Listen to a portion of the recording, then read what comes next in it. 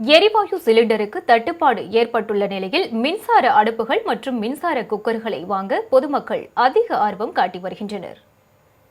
Israel மற்றும் Iran போர் பதட்டம் காரணமாக இந்தியாவில் சமையல் எரிவாயு தட்டுப்பாடு ஏற்பட்டுள்ளது. கடந்த 2 தினங்களாக சென்னையில் பல்வேறு இடங்களில் மின்சாரத்தால் இயங்கக்கூடிய இண்டக்ஷன் ஸ்டவ், கெட்டில் உள்ளிட்ட பல்வேறு பொருட்களுடைய விற்பனை என்பது அதிகரித்திருக்கிறது. அது குறித்து நம்மிடம் விளக்கம் அளிப்பதற்காக வசந்தன் கோ கிளை மேலாளர் மகேஷ் அவர்கள் இருக்கிறார். அவரிடம் கேட்கலாம். சார் வணக்கம். இந்த சமையல் எரிவாயு விலை உயர்வின் காரணமாகவும் தட்டுப்பாடும் காரணமாகவும் இப்போ இண்டக்ஷன் ஸ்டவ் எல்லாம் விற்பனை அதிகரிச்சுங்க. எப்படி போயிட்டு இருக்கு, என்ன எதிர்க்கிறாங்க மக்கள்?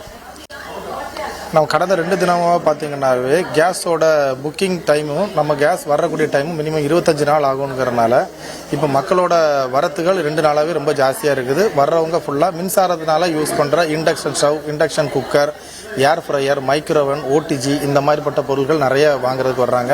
இப்போ இந்த விற்பனை அதிகரித்திருக்கக்கூடிய சூழ்நிலையில் விலையேற்றம் என்பது ஏதாவது ஏற்பட்டிருக்கா? தட்டுப்பாடு பொருட்கள் நம்ம குறைந்த அளவு தான் வச்சிருப்போம், அதை வர்றதுக்கான என்ன நடவடிக்கைகள் எடுத்திருக்கோம்?